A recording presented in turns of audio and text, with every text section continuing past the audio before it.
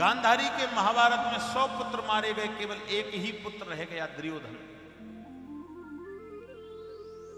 दुर्योधन बैठे बैठे रोने लगे, मेरे सारे भाई मर गए, मैं अकेला रह गया, लेकिन मैंने पांडवों का कुछ नहीं कर पाया।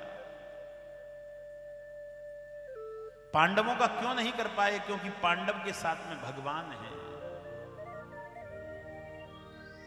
पांडवों के साथ में कौन है? भगवान। और हे मेरे प्रिय भक्तों, जिसके साथ में भगवान रहता है उसका कोई बाल बांका नहीं कर सकता। दुर्योधन बैठे बैठे रोने लगे, मैं क्या करूं? थोड़ी सी देर में गुरु पुत्र असुसधामा आ गए। ध्यान से सुनना। असुसधामा ने दुर्योधन के नेत्रों में आंसू देखे, दुखी हो गए। क्या बात है, क्यों दुखी हैं? कहने लगे दुख का बहुत बड़ा कारण है कि बताओ तो सही। मेरे सारे भाई मर गए, लेकिन मैंने और पांडवों का कुछ नहीं कर पाया। कोई ऐसा कार्य कीजिए जिससे पांडव मर जाएं। हैं? कहने लगे हम आज रात्रि को ही जाएंगे और 5 पांडवों का वध करके आएंगे। लेकिन एक बात ध्यान रखना, दुनिया दुश्मन बन जाए टेंशन मत लेना। दुनिया हमारी हेल्प नहीं करे, टेंशन नहीं लेना है। बस मेरा भगवान मुझसे दूर नहीं हो जाए। हैं? अगर वो दूर हो गया तो दुनिया जुड़ गई, तो दुनिया कुछ नहीं कर पाएगी। क्योंकि राम जी ने लिख दिया है, रामचरितमानस में लिखा है, गीता पर कृपा राम जी की होई, और ता कृपा करे सबको।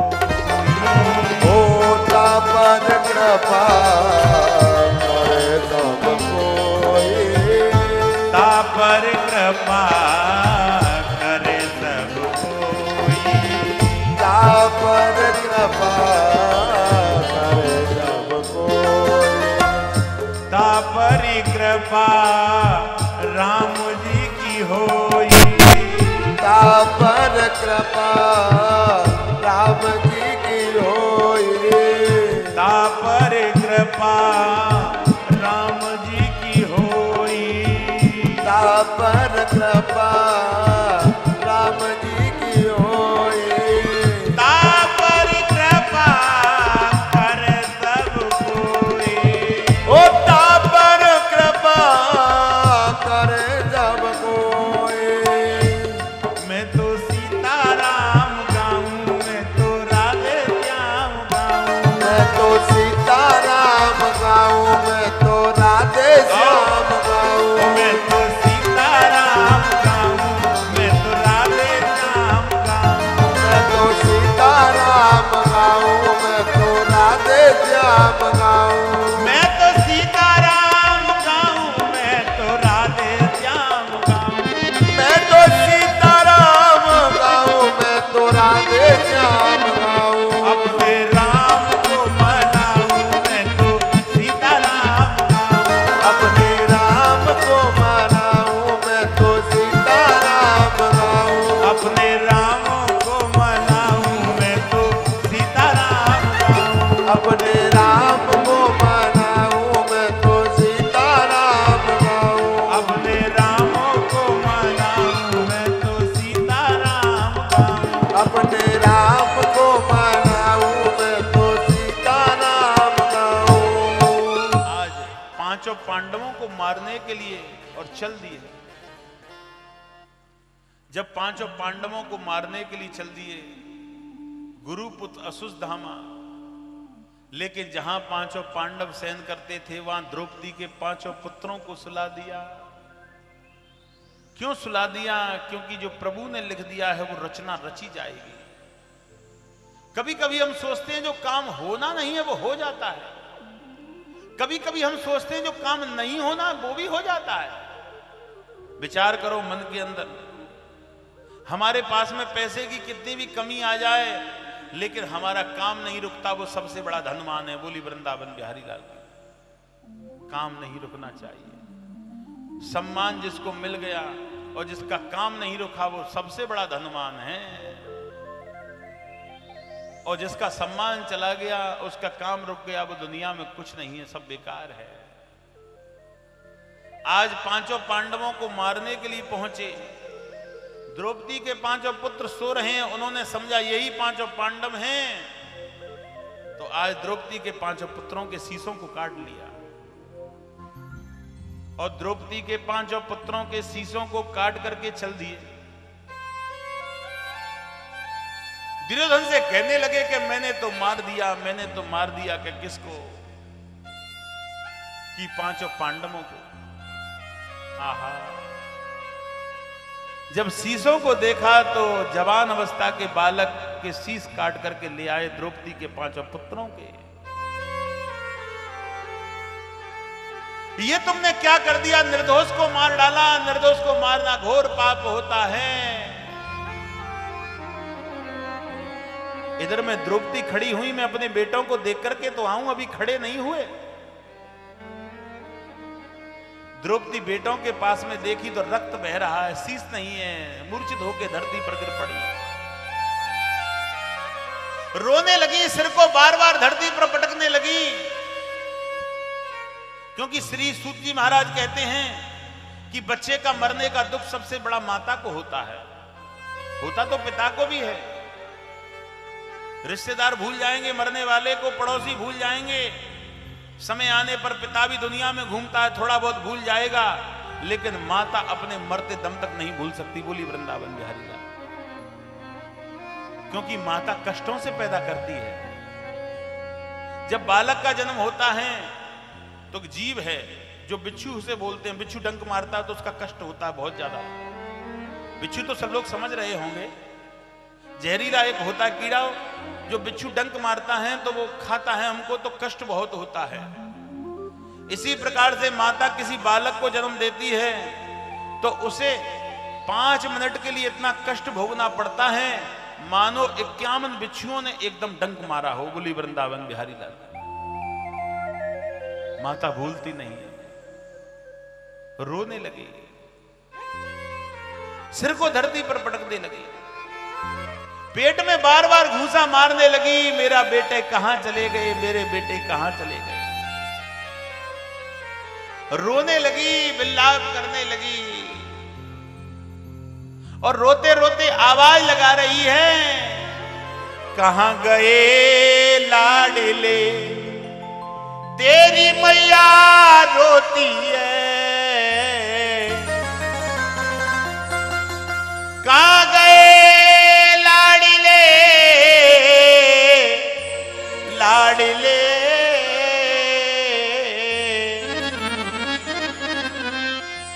कहां गए लाडले तेरी मैया रोती है, कहां गए लाडले तेरी मैया रोती है, कहां गए लाडले तेरी मैया रोती है, कहां गए लाडले।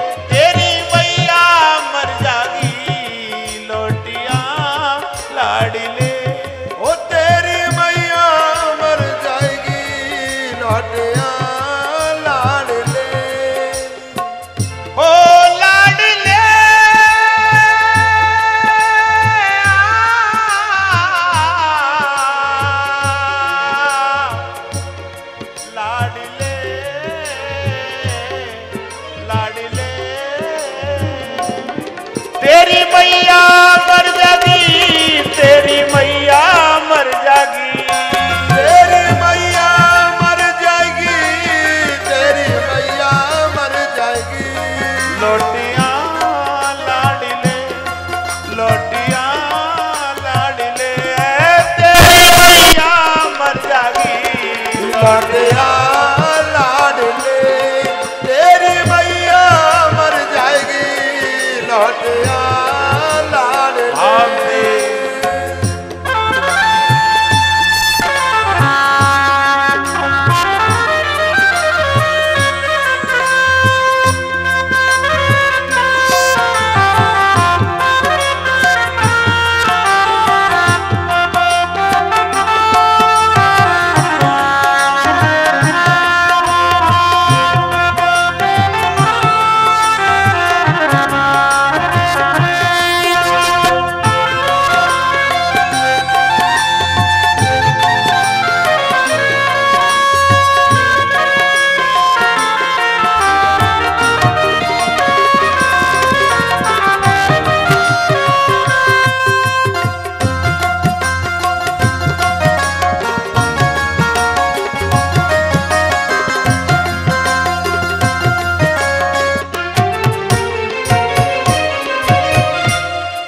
खो दिया मैंने तुझको, गमो झेल नहीं पाऊं, खो दिया मैंने तुमको, गम झेल नहीं पाऊं। खो दिया मैंने तुमको, गम झेल नहीं पाऊं, खो दिया मैंने तुमको, गम झेल नहीं पाऊं। तेरी लाश देख के, तेरी लाश देख के मैं जीवन कैसे पाऊं, तेरी लाश देख के मैं जीवन कैसे पाऊं, तेरी लाश देख के। लोटिया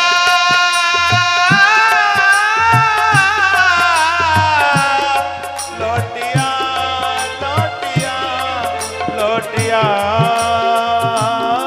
लोटिया। आज उसी समय खूब फूट फूट कर रोने लगी। आहा, आज भीम आ गए, रोते हुए देख करके घबराने लगे। क्या करें? आज उसी समय अर्जुन आ गए। अर्जुन को देख देख के कहने लगी, मेरे बेटे कहां चले गए? मेरे बेटों को किसने मार दिया, बता तो दो। मेरे बेटे को कहां, कौन सा काल खा गया, तुम मुझे बता दो। आहा, ध्यान से सुनना, बड़ी सुंदर कथा है। आज अर्जुन ने अपने धनुष पर बाण चढ़ा करके और बाण को छोड़ दिया और कहा कि जाइए, जिसने इनके पुत्र का वध किया है उसको समाप्त कर दीजिए। गुरुपुत्र को पता पड़ी। गुरुपुत्र ने क्या किया कि बीच में ही, और जब अस्त्र ब्रह्मास्त्र को उन्होंने छोड़ा गुरुपुत्र ने, तो व्यास जी ने बीच में रोक लिया। अब ब्रह्मास्त्र कहां जा रहा है, ध्यान से सुनना। अर्जुन के नाती होने के लिए जा रहे हैं। कहने लगे इन नाती का हम लोग वध कर दें। तो ध्यान से सुनना कि आज उत्तरा के गर्भ का अंत करने के लिए जब अस्त्र पहुंचे, तो पांडवों ने उत्तरा के गर्भ के सुरक्षित के लिए भगवान और कृष्ण की घोर तपस्या की। भगवान कृष्ण की घोर तपस्या। अब एक बात मैं बताना चाहता हूं, हमारे घर में जब पुत्र वधू या कोई भी गर्भवती हो स्त्री, तो गर्भवती स्त्री को अधिक भजन करना चाहिए। जितने भी हमारे भक्त पैदा हुए, ध्यान से सुनना, भक्त पैदा कब होता है? जब स्त्री गर्भवती होती है, उस समय भगवान का अति भजन करती है। हम लोगों का क्या है कि हम लोग भजन नहीं करते। जब स्त्री गर्भवती होती है, उस समय स्त्री जो भजन करती हैं, उसका आधा असर हमारी संतान को लगता है। बोली वृंदावन बिहारी लाल। वो बेटा बुद्धिमान होता है, वो बेटी लक्ष्मीमान होती है, जो भजन करते के साथ में उसका जन्म होता है। उन्होंने घोर भगवान की तपस्या की, और जब भगवान की घोर तपस्या की तो उत्तरा के गर्भ से एक पुत्र हो गया। ध्यान से सुने, उत्तरा के गर्भ से एक पुत्र हुआ, और जब पुत्र हुआ तो अर्जुन कहने लगे मैं पुत्र को जब देखूंगा जब संत महात्मा के चरण मेरे घर में पड़ जाएंगे।